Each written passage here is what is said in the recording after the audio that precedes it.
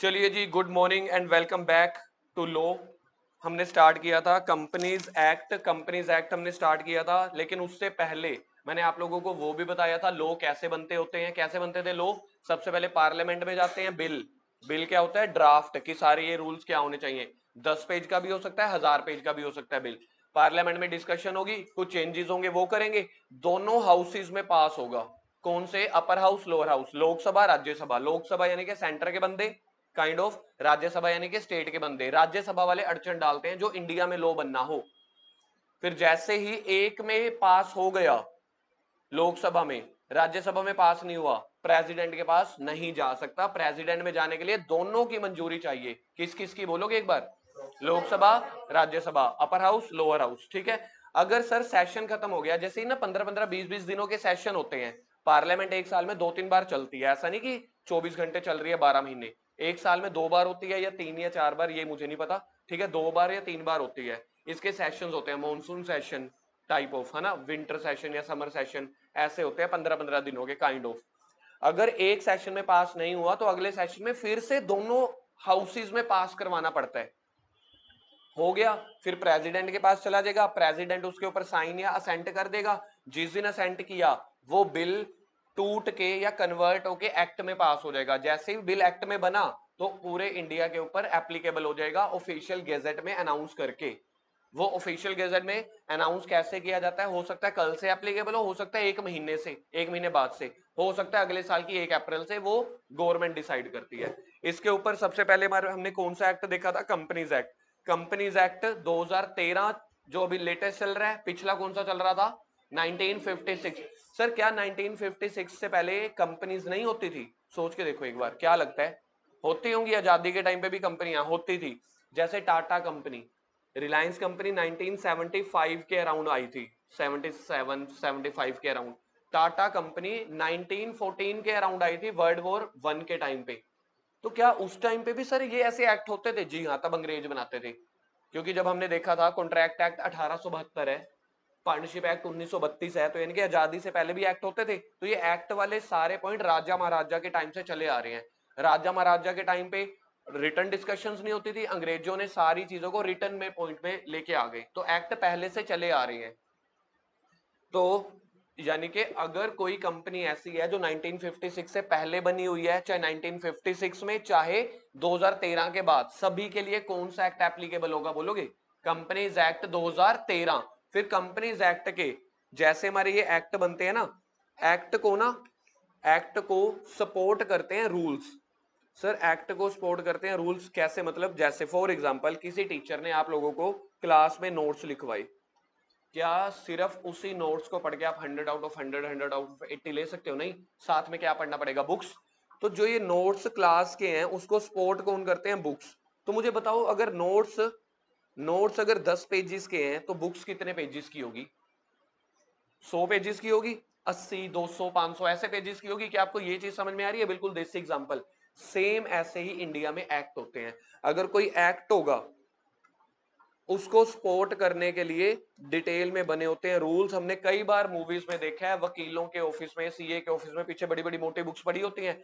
तो जो बड़ी मोटी मोटी बुक्स होती हैं, अगर आप कभी देखोगे, जिसके कोई घर वाले रिलेटिव या कहीं पे भी अगर आपको कभी मौका मिले, जो वो बड़े मोटे वाली बुक्स होती हैं वो रूल्स होते हैं।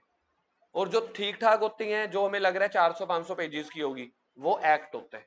तो एक्ट हमेशा पतली बुक, रूल्स हमेशा मोटे बुक। लेकिन इसका कोई ऐसे नहीं है कि अपन इसको रट्टा मार लेना है, हमेशा ऐसे ही होगा। किसी किसी चीजों के एक्ट छोटे होते हैं, या समझ लो उन्होंने एक्ट में ही सारा कुछ डाल दिया, रूल बनाने की जरूरत ही नहीं पड़ी, तो उसमें रूल छोटे भी हो सकते हैं। लेकिन रूल ज्यादातर सपोर्ट करते हैं एक्ट को। ये चीजें याद रह जाएंगी। तो मार्केट में जो नए नए वकील बनते हैं, वो तो ये वाले एक्ट या ये सब कुछ मार्केट से जो गवर्नमेंट पब्लिश करती है ले लेते हैं। कुछ कुछ सीए भी ले लेते हैं, मैंने कभी नहीं लिया, मैं सीधा मार्केट से एक्ट खरीद लेता हूँ। क्योंकि जो एक्ट गवर्नमेंट ऑफिशियल गेजेट में बनाती है, थोड़ा बोरिंग टाइप का हो जाता है।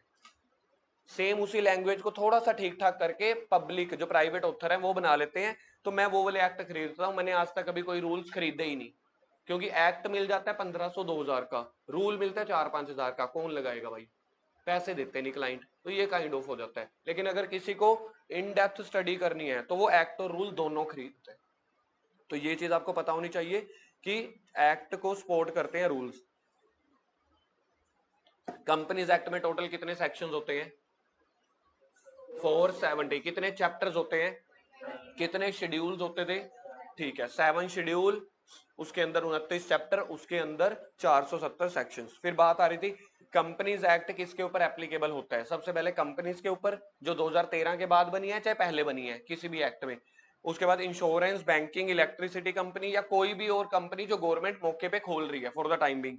यह 6th पॉइंट था, सच बॉडी कॉर्पोरेट। बॉडी कॉर्पोरेट का मतलब भी कंपनी होता है, बॉडी कॉर्पोरेट मतलब भी company, which are incorporated by any act. वो किसी भी एक्ट ने कोई कंपनी या बॉडी कॉर्पोरेट खोली हो, for the time being in force.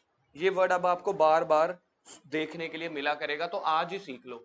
For the time being in force, कि अगर वो अभी के टाइम पे थोड़ा बहुत चल रही है, फिलहाल के लिए वो एक्ट या वो वाली कंपनी चल रही है।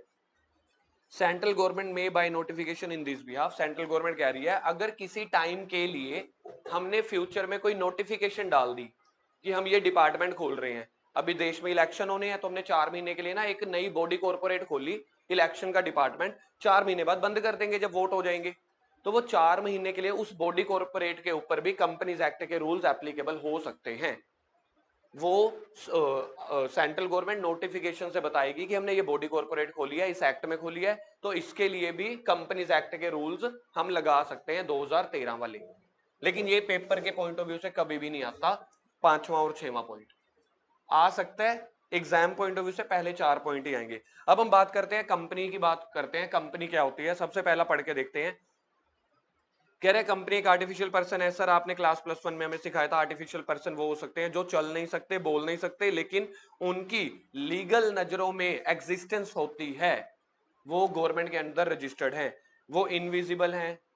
कल मैंने क्लास +1 में भी बताया था बच्चों को और तुम्हें भी बताता हूं, जब जब हम बिल्डिंग कंपनी की बात करते हैं हमारे माइंड में इमेजिनेशन आती है बड़ी सारी बिल्डिंग। ऐसा नहीं होता। आप एक छोटा सा खोखा खोल के, छोटा सा ठेला खोल के भी कंपनी के तौर पे रजिस्टर्ड करा सकते हो, घर के एड्रेस पे भी करा सकते हो। तो कंपनी डजंट मीन वो बड़े वाली बिल्डिंग। कंपनी मीन जो गवर्नमेंट के पास आपने रजिस्टर्ड कराई है कि मैं अब इस बिहाफ पे काम करा करूंगा, मेरे सारे अकाउंट्स इस कंपनी के अंडर रजिस्टर्ड होंगे, मेरी सारी एसेट्स कंपनी के नाम पे होंगी, सारे जो केस करना है कंपनी के नाम पे करना है, कंपनी की अपनी कॉमन सील यानी कि सिग्नेचर होंगी। तो ये डेफिनेशन थोड़ी अजीब है, छोड़ देते हैं, मतलब समझ में आ जाएगी आपको जब सारा कुछ कराऊंगा, कुछ कुछ चीजें घर के लिए दूंगा। बात करते हैं इस अंग्रेज की। सर कौन अंग्रेज है? हैनी। सर हेनरी है, हेनरी नहीं बेटा, हैनी।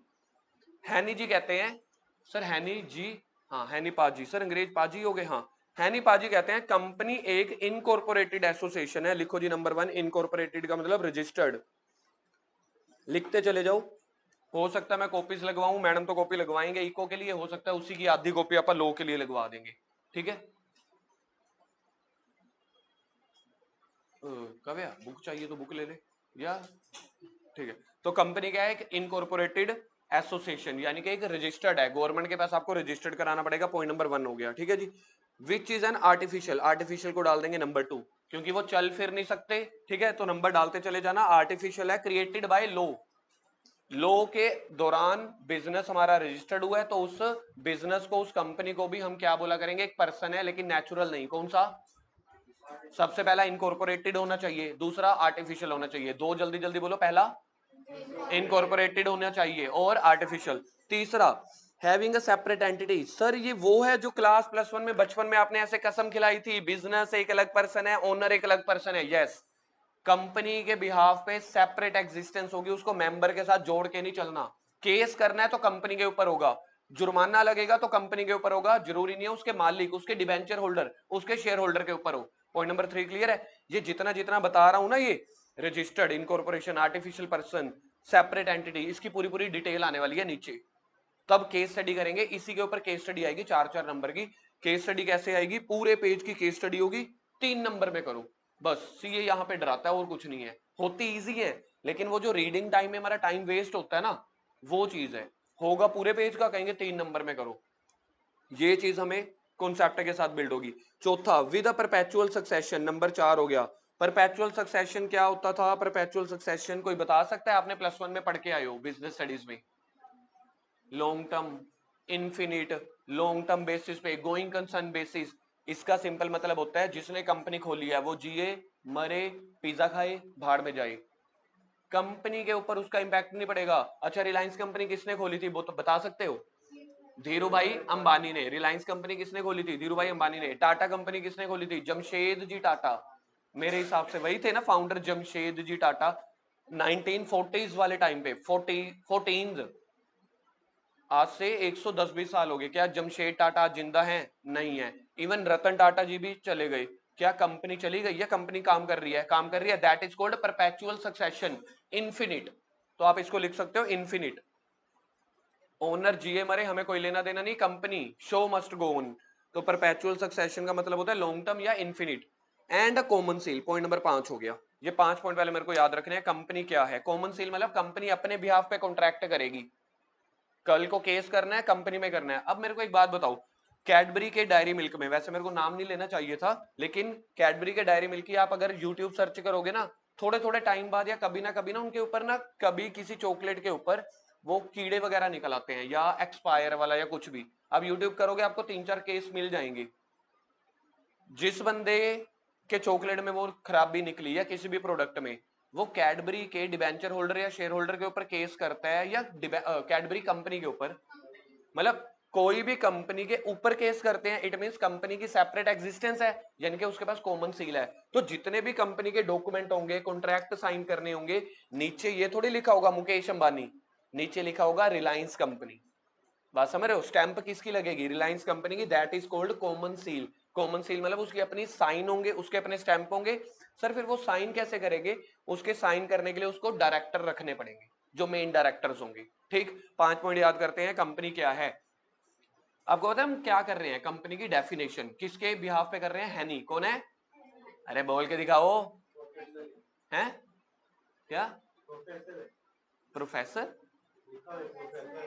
ओ सॉरी सॉरी सर, जब हम आपको बुलाते हैं तरुण सर, तब आप कहते हो सीए तरुण बोलो। आपने इसका प्रोफेसर खा गए। हाँ सॉरी हैनी जी, सॉरी, मुझे पता भी नहीं है जिंदा है कि मर गए। प्रोफेसर हैनी जी के हिसाब कंपनी कौन है? इनकॉर्पोरेटेड एसोसिएशन, दूसरा artificial person, separate entity, perpetual succession, और पांचवा बोलो कॉमन सील। एक बार फिर से बोलेंगे, ये पांचों करेक्टरिस्टिक्स हैं, डिटेल में पढ़नी है। पेपर में पांचों करेक्टरिस्टिक्स नहीं आने वाले। गए बचपन के दिन, write down the characteristics of company, 5 number में नहीं जी। जैसे कॉमन सील के अंदर एक केस स्टडी आएगी भर भर के, सेपरेट लीगल एंटिटी के ऊपर 8-8 पेज, 8-8 लाइनों की केस स्टडी होगी। यानी कि सीए में आपसे राइट डाउन द क्वेश्चन तो पूछ ही सकते हैं। कम उम्मीद करना, किसी 5 फीचर्स में से एक फीचर को उठाएंगे, 15 लाइनों की उसकी केस स्टडी बना देंगे। लास्ट में पूछेंगे कि क्या केस ओनर के ऊपर कर सकते हैं या कंपनी के ऊपर। अगर किसी ने ओनर के ऊपर की है तो वो सही है या गलत है। तो हमें सबसे पहले बताना पड़ेगा कि as per the companies definition separate entity होती है, तो पहले हमें 5 लाइनें ये लिखनी पड़ेंगी कि कंपनी अलग है, ओनर अलग है, फलाना फलाना। फिर हमें लिखना पड़ेगा fact of the case. Number 1 पे क्या लिखना पड़ेगा? सेक्शन, कि लॉ क्या कहता है। नंबर 2 पे क्या लिखना पड़ेगा? जो हमें केस स्टडी मिली है, इसको बोलते हैं फैक्ट ऑफ द केस, कि इस एक्ट में, इस वाले केस में जो हमें मिला है, इसमें ऐसे ऐसे हुआ है कि शाहरुख खान ने इसके ऊपर केस कर दिया, इसने उसके ऊपर कर दिया, तो ये है। तीसरे नंबर पे हमें लिखना पड़ेगा कंक्लूजन। बता सकते हो मैंने क्या 3 चीजें बोली हैं? सबसे पहला सेक्शन यानी कि लॉ लिखना पड़ेगा। दूसरे नंबर पे फैक्ट ऑफ द केस, कि इस केस स्टडी में जो केस मेरे पास चल के आया है इसमें क्या हुआ है। सर ये ऐसा लिखना क्यों जरूरी होता है? जब आप प्रोफेशनल बन जाते हो, चाहे आप जॉब करो चाहे सीए की प्रैक्टिस करो, तब आपके पास क्या पूरा कंपनीज एक्ट आएगा, या जो आपका क्लाइंट किसी एक मुद्दे में फंस गया आपसे वो पूछेगा?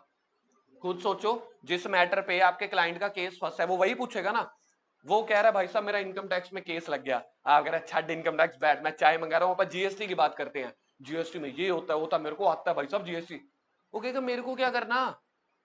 क्लाइंट आएगा, वो कहेगा मेरा इनकम टैक्स का केस फंसा हुआ है, असेसिंग ऑफिसर जो है वो मुझे बुला रहा है, तू मेरे को इधर कह रहा है भाई साहब चाह मिठा ज्यादा पवा, पत्ती कम पवा। ठीक है, एक काम करते हैं जीएसटी की डिस्कशन करते हैं। तो कहने का मतलब ये है, ये सब चीजें सीए में क्यों जरूरी होती हैं कि पहले हमें एग्जामिनर को ये बताना है कि हमारा सेक्शन या लॉ क्या कहता है, सेपरेट एंटिटी के बारे में 5-6 लाइनें। दूसरे नंबर पे हमें बताना है कि टीचर ने हमसे क्या पूछा है, यानी कि जो हमारे पास पेपर में क्वेश्चन आएंगे वो तो ये आएंगे ना कि टीचर ने हमसे पूछा है, वो इस हिसाब से क्वेश्चन ड्राफ्ट होते हैं सीए में। वो आपको ना फ्यूचर के लिए रेडी कर रहे हैं कि भाई साहब क्लाइंट ऐसे केस लेके आएगा, तो दूसरे नंबर पे आपको लिखना है फैक्ट ऑफ द केस कि इस केस में क्या हुआ। तीसरे नंबर पे आपको बताना है so from the above provision of the law या सेक्शन एंड गिवन फैक्ट, हम इस नतीजे पे पहुंचे हैं कि यहाँ पे जो ऑफिसर है वो गलत है, जो हमारा क्लाइंट है वो ठीक है, सो द दिस रिजल्ट लिखना है। मतलब आप सोच के चलो, सीए ये डेप्थ बोलती है आपको। सीए ये नहीं कहती कि एग्जिस्टेंस के ऊपर, परपेचुअल सक्सेशन के ऊपर पैराग्राफ लिख के दिखाओ, नहीं, केस स्टडी देगी। बड़े मजेदार केस स्टडी आएंगी, बड़ा मजा आएगा। दिमाग बस तब खराब होएगा कि इतना बड़ा केस स्टडी होगी और वो कहेंगे यार 3 नंबर में या 4 नंबर में। बस हम वो चाहते हैं कि यार वो 8-8 नंबर में पूछे, बस पेपर की वॉल्यूम बढ़ जाती है। चलो जी दोबारा से पढ़ते हैं कंपनी की 5 डेफिनेशन में। क्या क्या था? रजिस्टर्ड, रजिस्टर्ड होना चाहिए। रजिस्टर्ड को क्या बोलते हैं? इनकॉर्पोरेटेड। दूसरा आर्टिफिशियल होना चाहिए। तीसरा, चौथा परपेचुअल। पांचवा परपेचुअल का मतलब कंपनी जीए, ओनर जीए मरे कंपनी चलती रहेगी। This definition sums up the, ये लाइन पढ़ो, this definition sums up the meaning as well as feature. ये तो मैंने आपको अभी पहले ही बता दिया, यही 5 मीनिंग है, यही फीचर है। अंग्रेज अच्छे हैं, हम इधर क्या लिखेंगे? प्रोफेसर साहब, प्रोफेसर साहब बहुत बढ़िया। प्रोफेसर, अरे लिखो, लिखना है भाई। तुम्हें अगर लग रहा है कि मैं चीजें मजाक में कर रहा हूं, नहीं होंगी, ये लिखनी पड़ेंगी। प्रोफेसर साहब बहुत बढ़िया डेफिनेशन, प्रोफेसर साहब की बहुत बढ़िया डेफिनेशन। अब मैं तुम्हें पढ़ाता हूं हमारे एक्ट की डेफिनेशन। मुझे वो बनाना नहीं आता, लेकिन मैं सीखूंगा। जो हमारा वो इंस्टाग्राम या यूट्यूब पे आता है, जैसे किसी किसी को ट्रोल करना हो तो वो जोकर वाला सिंबल नहीं आ जाता, आता है ना, वो जोकर वाला सिंबल हो सके तो मुझे सिखा देना कैसे बनाऊं। ठीक लग रहा है ना? ये भी तो जोकर लग ही रहा है। हाँ ये भी जोकर लग रहा है। अब मैं तुम्हें बता रहा हूं अपने एक्ट की डेफिनेशन। सर देसी एग्जांपल से बताओ ताकि हमें समझ में आ जाए। निकुंज तेरे नाम का मतलब क्या है? What doesn't mean by Nikunj? School वाले कई बच्चों, टीचर ने पूछा होगा ना बचपन से, है ना? कुछ भी बता दे, हाँ ऐसे ही बता दे। निकुंज मतलब प्रोग्रेसिव, है ना? कुछ भी बता दे। बता भाई जशन, तू अपने नाम का मतलब बता। जशन मतलब पार्टी, है ना? अब भाई साहब आप जशन में है जी। अगम अपने नाम का मतलब? अगम क्या है? God of peace. अगम पाल सिंह, इसका मीनिंग है गॉड ऑफ पीस। उसने कहा शांति, अंदर की शांति, मन की शांति, ना कि तन की शांति।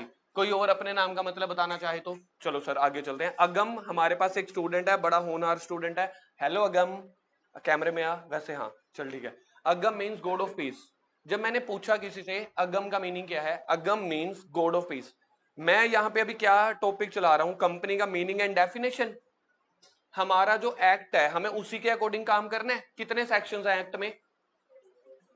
एक काम की चीज बताऊं, मैंने सीए फाइनल में सीखी थी, तुम्हें सीए फाउंडेशन में तैयार कर लेता हूं। कोई भी एक्ट है ना, उसकी जो पहले डेफिनेशंस होंगी, हमारे क्लास +1 में एक चैप्टर नहीं होता था बेसिक अकाउंटिंग टर्म्स, याद है? डेटर का मतलब क्या है, क्रेडिटर का मतलब क्या है, बैड डेट्स का मतलब क्या है। पूरा अकाउंट्स पढ़ने से पहले आपको मीनिंग पता होने चाहिए। एक्ट पढ़ने के लिए कंपनी क्या है, डायरेक्टर क्या है, इनके पहले मीनिंग पता होने चाहिए ना, तभी तो हम उस एक्ट में उसको रजिस्टर्ड करेंगे या एग्जीक्यूट करेंगे। तो किसी भी एक्ट की डेफिनेशंस पहले बड़ी जरूरी है, वो हमेशा सेक्शन 2 में मिलेंगी आपको। ऑलमोस्ट ऑलमोस्ट ये चीजें मैंने सीए फाइनल में सीखी थी, तो वो मैं डिलीवर कर रहा हूँ सीए फाउंडेशन में। कभी भी एक्ट देखोगे ना, उसकी डेफिनेशन, सर ये इससे क्या होगा? अगर मुझे कभी डेफिनेशन भूल जाऊं, मैं सेक्शन भूल जाऊं और पेपर में आ जाए एमसीक्यू कि बताओ इसका सेक्शन कौन सा है, एक सेक्शन आएगा सेक्शन 1, 7 या 8, अंडर सेक्शन 8 सब सेक्शन 5, और वहीं पे ऑप्शन आ जाए 2, तो आप लोगों को अगर ये पता हो कि डेफिनेशंस हमेशा सेक्शन 2 में होती हैं और चारों ऑप्शंस में से सेक्शन 2 एक ही ऑप्शन में है, मुझे आंसर पता चल गया। वो सेकेंडरी बात है, लेकिन प्राइमरी नॉलेज हमारी क्या है? डेफिनेशन हमेशा सेक्शन 2 में होती है। तो हमने गए कंपनीज एक्ट पढ़ने, तो कंपनीज के अंदर 470 सेक्शन है, हमें वो पढ़ने हैं ना, कौन सा सेक्शन क्या कहता है। तो पहले पता तो चले भाई कंपनी होती क्या है, वो तो हमने नॉर्मली सुन रखा है। आप अपने मम्मी से पूछना कंपनी क्या होती है, मम्मी कहेंगे फेना हिलेना एक कंपनी है। गोदरेज एक कंपनी है ना। वो ऐसे बोल देंगे, उनको कंपनी की डेफिनेशन पता है? नहीं पता। हमें एज अ सीए कंपनी की डेफिनेशन पता होनी चाहिए। अगम मीन्स गॉड ऑफ पीस। तो मैं ऐसे ही कंपनी की डेफिनेशन ढूंढने निकला कंपनीज एक्ट में। कंपनीज एक्ट वाले ये निकले, कहते इधर देखो मजेदार बात, कहते हैं how ever the act, act मतलब, एक्ट मतलब, हाँ पूरा बोलो, एक्ट मतलब, और एक्ट मतलब कंपनीज एक्ट 2013 नलायकों। एक्ट मतलब, तो कह रहे हैं एक्ट जो है ना वो कंपनी को लिटिल बिट डिफरेंट बताता है। सेक्शन 220 पहला सेक्शन याद करने के लिए आ गया। तो मैंने कहा था डेफिनेशन किसी भी चीज की सेक्शन 2 में होंगी, तो सेक्शन 2 सब सेक्शन 20 कह रहा है कंपनीज डिफाइन द, मतलब कंपनी एक्ट डिफाइन कर रहा है। इधर देखो, कंपनी मीन्स अ कंपनी, तालियां बजाओ। कंपनी मीन्स अ कंपनी, तालियां बजाओ। नहीं आई आवाज? Company means a company. अब तुम सोचो, मैं मीनिंग पता करने गया कंपनी क्या होती है, कहते कंपनी मीन्स अ कंपनी। मैंने कहा है, मैंने कहा निकुंज तेरा मतलब क्या है? कहता निकुंज मीन्स निकुंज है, अगम मीन्स अगम। तुम्हें बात समझ में आई? है किसकी खोपड़ी खुली है?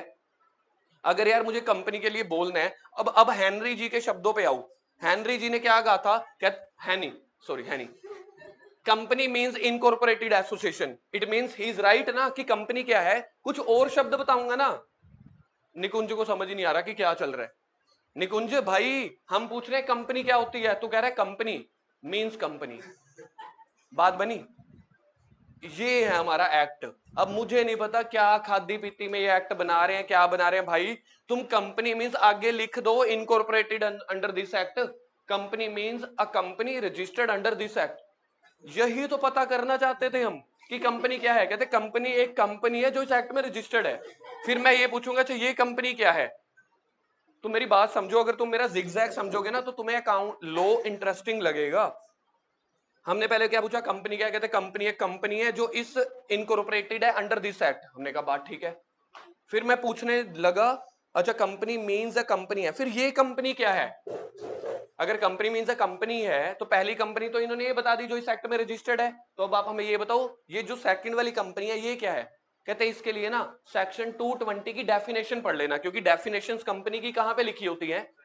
सेक्शन 220 में। मैं फिर से आया जिगजैग, सेक्शन 220 में कंपनी की डेफिनेशन ढूंढना। कहते company means a company. Company क्या है? कंपनी एक कंपनी है। अब अगर मुझे वो दूसरी वाली कंपनी पहचाननी है वो कौन है, वो कहते हैं सेक्शन 220 में जाओ, क्योंकि डेफिनेशन सेक्शन 2 में लिखी होती है। मैं वहां गया, कहते फिर से कंपनी मींस अ कंपनी। ये ढोकलापन है इनका। लेकिन ये एक्ट में लिखी हुई है, इसलिए हमें लॉजिकल याद करनी है। सर जो आपने लिखवाया था प्रोफेसर साहब, बहुत बढ़िया definition. Company means registered association, artificial person, separate legal entity, perpetual succession और लास्ट कॉमन सील। ये हमारा एक्ट है जी। अब देख लो बंदा क्या करे, कुछ ना करे। फिर आगे इन्होंने बोल दिया कि as well as progress this chapter meaning of the company will be understood by the student. ये तुम्हारी तारीफ करी। कह रहे हैं जैसे जैसे चैप्टर आगे बढ़ेगा या कंपनीज एक्ट आगे बढ़ेगा, सेक्शन 2 से आगे 3 4 5 सेक्शंस पे आओगे, टोटल 470 है। कुछ फाउंडेशन में पढ़ने हैं, कुछ इंटर में, कुछ लॉ में। कहते हैं बच्चे बहुत सियाने हैं, सीए में आए अपने आप समझेंगे। देखो ये भाई साहब हमारे आईसी बुक्स बना रहा है, ये ऐसी अच्छी बात है, एप्रिसिएशन करना चाहिए। लेकिन अगर मेरे को टू बी वेरी सीरियस जाना है तो भाई ये क्या ही बना?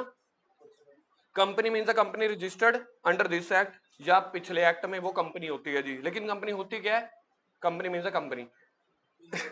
as we shall progress under the chapter, this chapter, the meaning of the term company will be understood by the student and teacher। अपने आप करो, हम क्यों बताएं?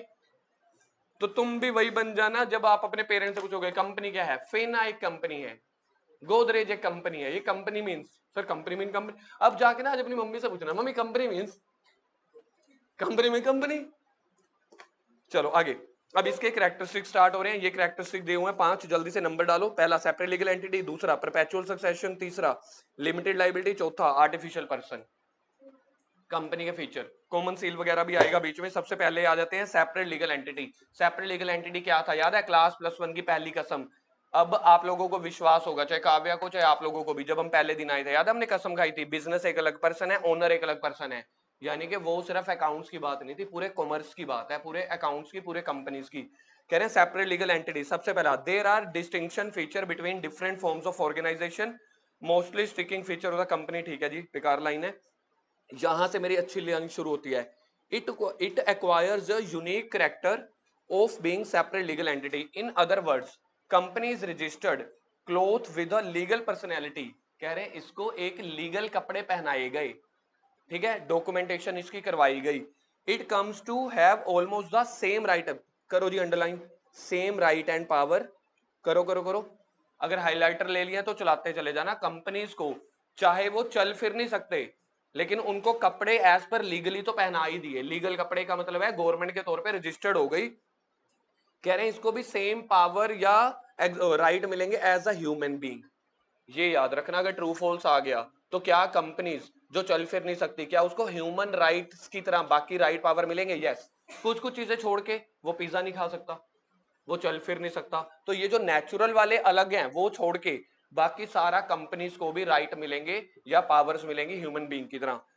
लेकिन इट्स एग्जिस्टिंग डिस्टिंक्ट रहेगी, separate from that of its member. ये तो हमने हमेशा सीखा है। अगर ये बिजनेस ओनर है, ये बिजनेस है, ये दोनों क्या है?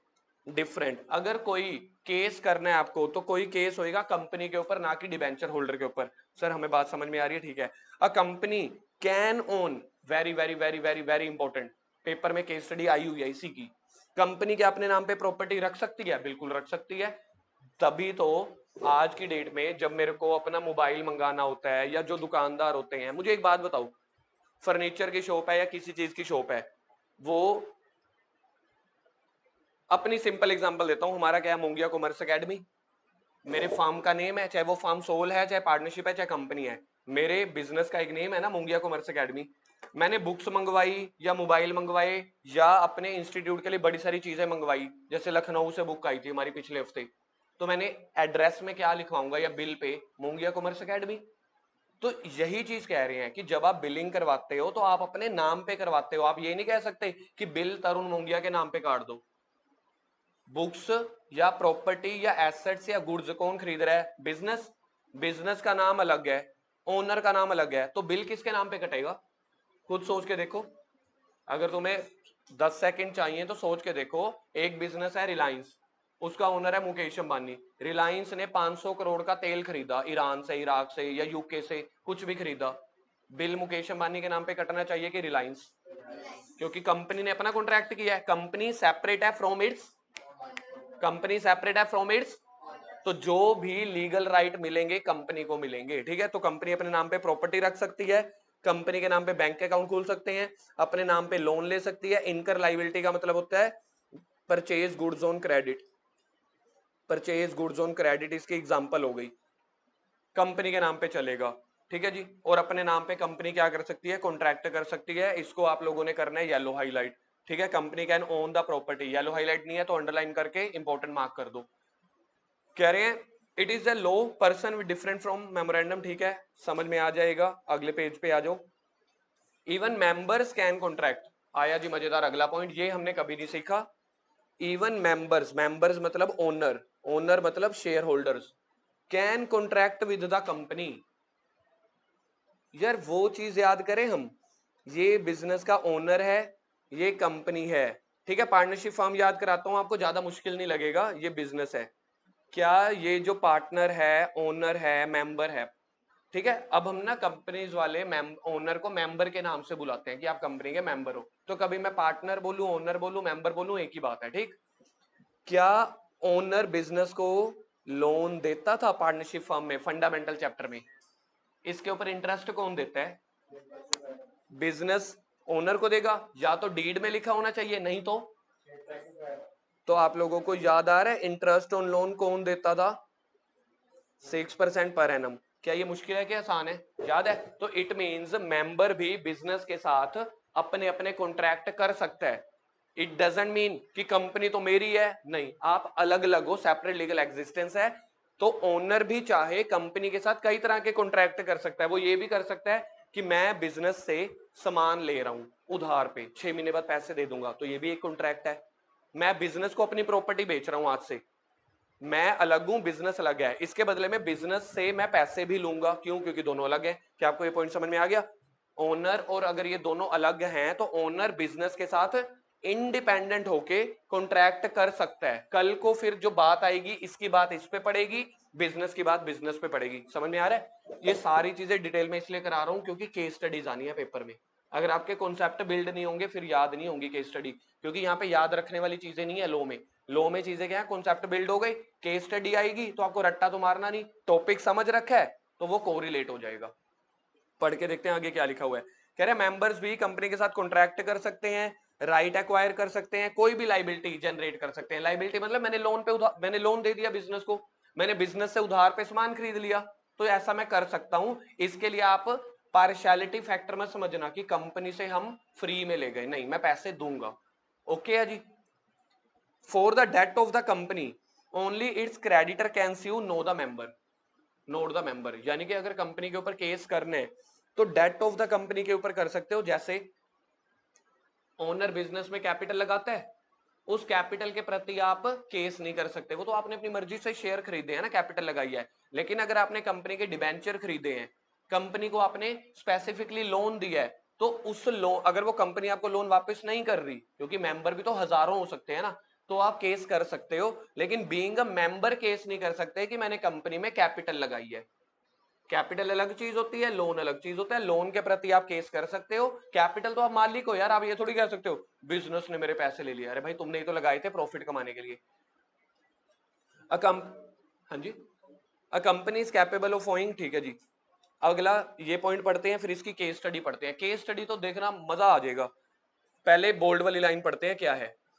कह रहे member does not even have a insurable interest in the property of the company. एक मेंबर को कंपनी की प्रॉपर्टी के ऊपर कोई इंश्योरेबल इंटरेस्ट नहीं मिलना। मतलब अगर कंपनी में, कंपनी के नाम पे कोई प्रॉपर्टी है, चाहे कंपनी ने वो वाली प्रॉपर्टी कैसे खरीदी होगी, सोच के देखना। ओनर्स ने बिजनेस में कैपिटल लगाई, अगर सिंगल प्रोप्राइटर है तो एक बंदे ने कैपिटल लगाई होगी, बड़े सारे शेयर्स हैं तो सभी ने पैसे लगाए होंगे। तो कंपनी ने, क्या आपको पॉइंट समझ में आ रहा है? शेयर होल्डर ने कंपनी में पैसा डाला, कंपनी के पास करोड़ों रुपए आ गए, कंपनी ने एक प्रॉपर्टी खरीदी, बताओ वो प्रॉपर्टी कंपनी की हुई या शेयर होल्डर्स की? एक मौका और दे रहा हूं, सोचो। शेयर होल्डर ने कंपनी में पैसा डाला, 1000 2000 शेयर होल्डरों ने, कंपनी के पास करोड़ों आ गया, कंपनी ने 1 करोड़ की प्रॉपर्टी खरीदी अपने नाम पे, कंपनी की है वो प्रॉपर्टी या शेयर होल्डर्स की? शेयर होल्डर का क्या है बीच में? Share capital. तो दो अलग अलग चीजें हो गई ना। पहले पैसा लगाया, दैट इज कॉल्ड कैपिटल या शेयर कैपिटल। फिर उन पैसों से कंपनी कोई ट्रांजैक्शन कर रही है तो वो कंपनी की है। अब अगर मेरे को उसी कंपनी का इंश्योरेंस करवाना पड़े, स्टॉक का, गुड्स का, ओनर अपने नाम पे कराएगा या कंपनी के नाम पे? कंपनी के नाम पे, बिल्कुल ठीक है। तो यही वो कह रहे हैं कि हमारे पास एक केस बना था आज से कई साल पहले। सर कई नहीं बेटा, सर आपको बोलना चाहिए कई जन्म पहले, 1925 में, देश आजाद भी नहीं हुआ था, यानी कि 110 साल पहले एक केस हुआ।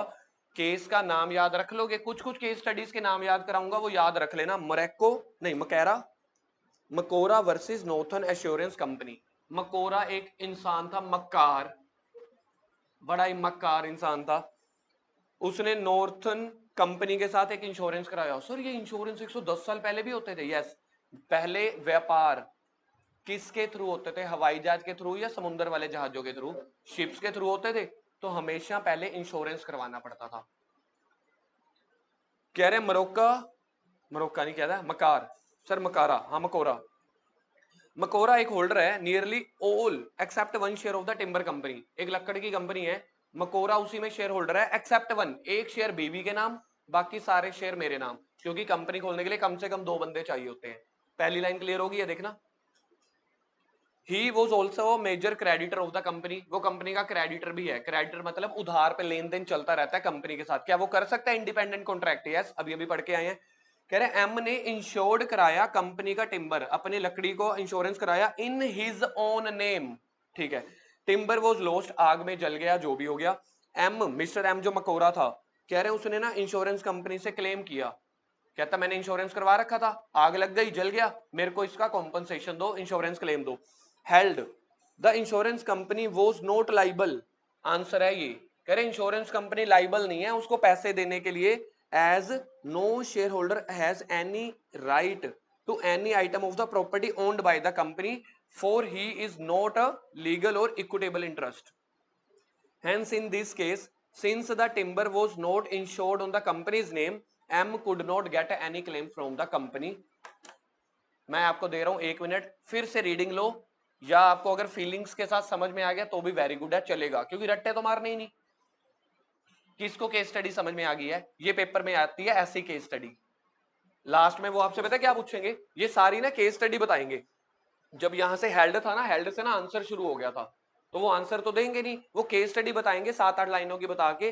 क्या मेन लाइन बता देता हूं मैं आपको, क्या है मेन लाइन? ये पूछना चाह रहे हैं कि जो मकोरा कंपनी का मालिक है, उसने अपने नाम पे इंश्योरेंस करा लिया लकड़ी का।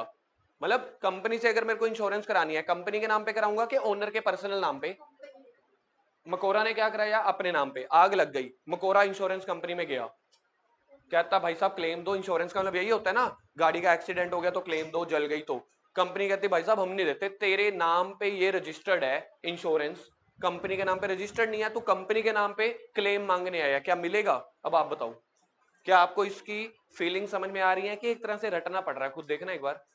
अगर मुझे कॉन्सेप्ट बिल्ड हो गया है कि सेपरेट लीगल एंटिटी क्या कहती है, ओनर अलग है, बिजनेस अलग है, जो बिजनेस के नाम पे टिम्बर है लिखा हुआ है ना, टिम्बर कंपनी, तो आपको कंपनी के नाम पे सारी परचेज सेल इंश्योरेंस कराना है। आपने इंश्योरेंस किसके नाम पे कराया? सेकंड लाइन में देखना, am insured the company timber in his own name. सबसे पहली गलती पता है किसकी है इस केस में? कंपनी की। कंपनी ने उसके नाम पे की है, बिल्कुल राइट। ये है concept building.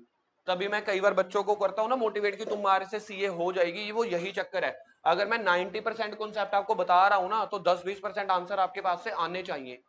Separate legal entity क्या कहता है? दोनों अलग अलग है। कंपनी अगर इंश्योरेंस कर रही है तो कंपनी को देखना चाहिए था ना कि हम भी दूसरी बिजनेस के नाम पे करें इंश्योरेंस। पहली गलती किसकी है? जो कर रहा है इंश्योरेंस। दूसरी गलती में अगर कंपनी एम के नाम पे क्लेम दे देती है तो कंपनी तो 2 गलतियां कर देगी। तो इस केस में होना क्या चाहिए आपके according? At the end claim मिलना चाहिए, लेकिन क्लेम में सेपरेट लीगल एंटिटी होता है, वो तो मिलेगा नहीं। हम तो एज पर कंपनीज के 470 सेक्शन के अंडर हमने केस किया है, तो जज तो फैसला सुना देगा भाई साहब सेपरेट लीगल एंटिटी है। तरुण सर ने पहले ही पढ़ाया था, कंपनी का पहला फीचर क्या है? Separate legal entity. आपने कंपनीज एक्ट के दायरे में रह के केस किया है, जज तो आपके हिसाब में कहेगा जा यार, सीए भी बेकार है, तू भी बेकार है, तुम्हारा वकील भी बेकार है, तेरे पर्सनल नाम पे हो ही नहीं सकता, सेपरेट लीगल एंटिटी है। तो इसका फाइनल कंक्लूजन क्या होना चाहिए? अगर थोड़ा सा इमोशनल हो के मुझे आंसर लिखना है, तो कंपनी को क्लेम तो नहीं देना क्योंकि पर्सनल नाम पे है, वो ज्यादा से ज्यादा ये कर सकती है कि उसका प्रीमियम वापस कर दे।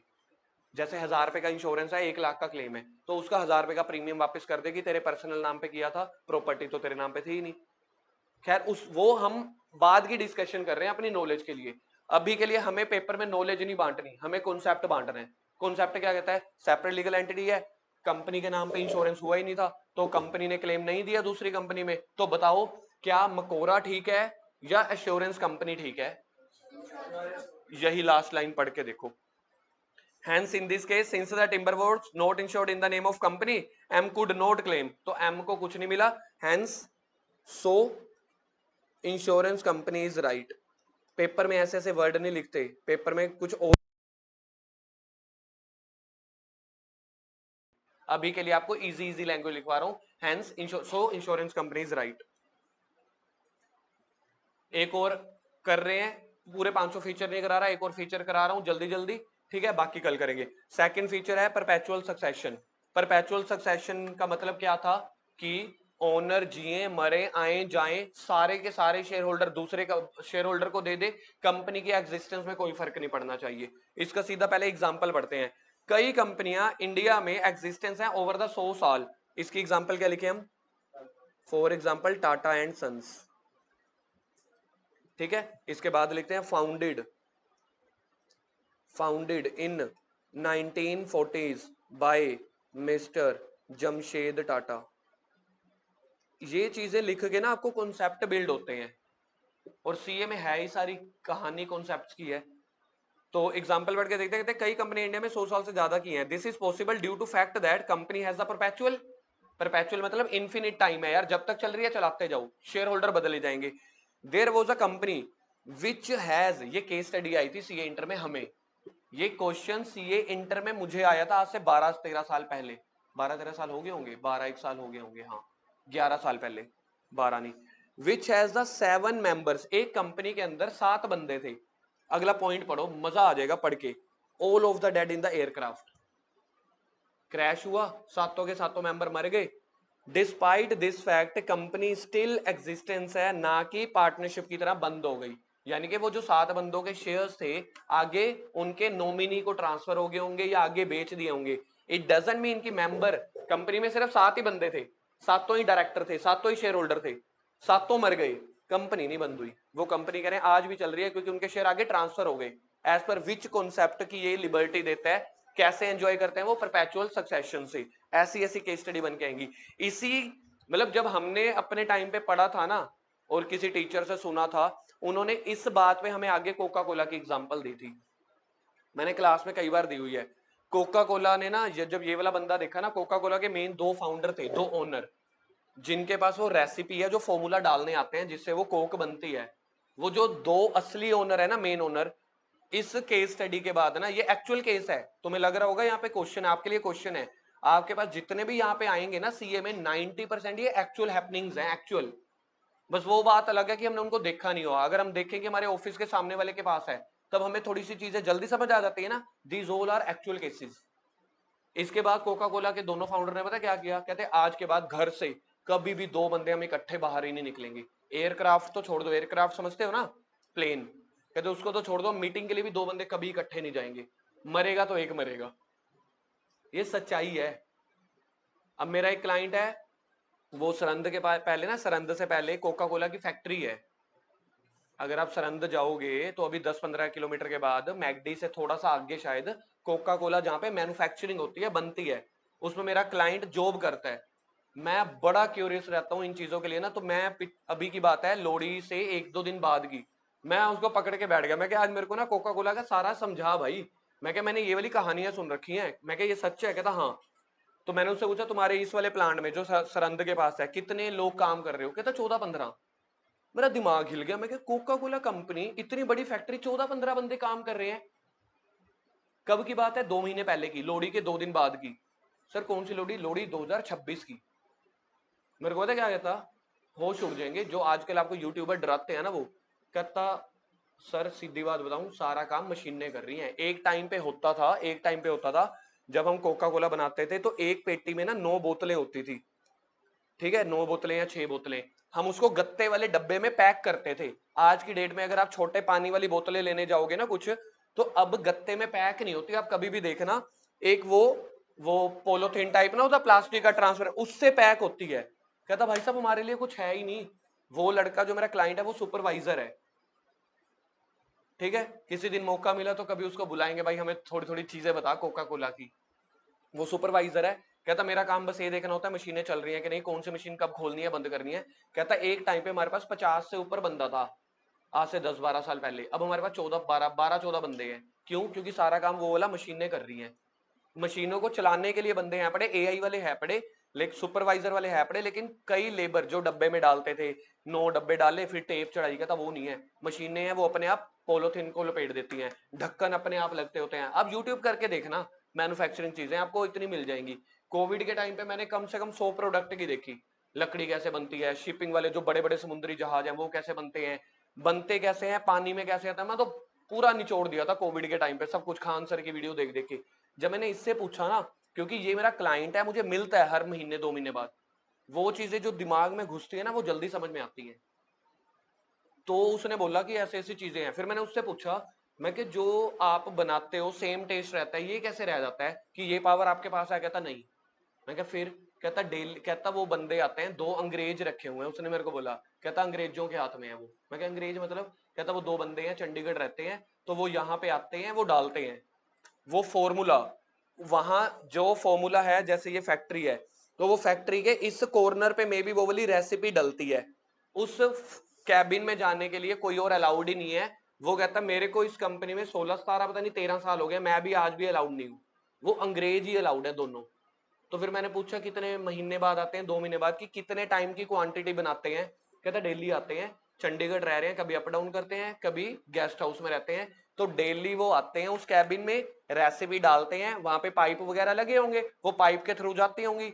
बाकी जो दूसरा बंदा है वो सारा पानी का देखता होगा या मटेरियल का, पैकिंग का, या जो भी है।